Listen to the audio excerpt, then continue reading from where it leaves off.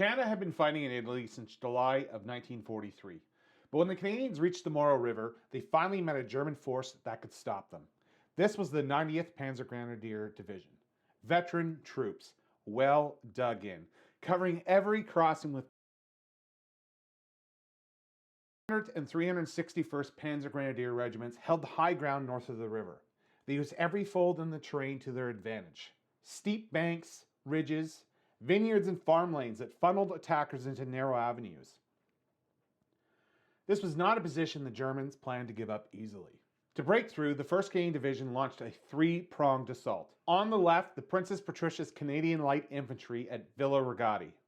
In the center, the Seaforth Highlanders, aiming to cross near the Tor and advance towards San Leonardo. And along the coast, the Hastings and Prince Edward Regiment tasked with a diversionary attack. The entire plan depended on surprise. There was no opening barrage. Artillery would fire only when called upon, and the wireless sets the battalions carried failed again and again.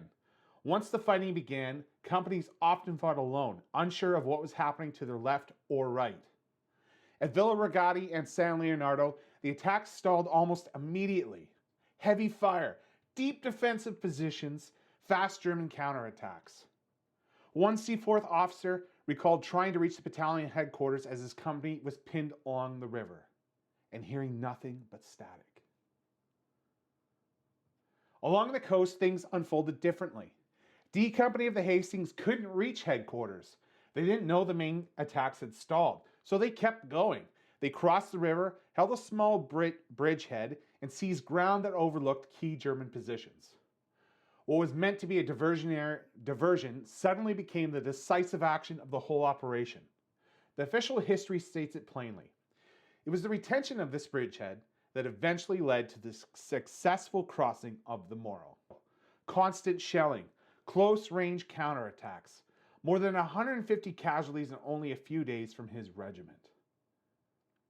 At one point, the Hastings faced 11 counterattacks in just 36 hours. To hold that bridgehead, engineers and tanks had to get forward.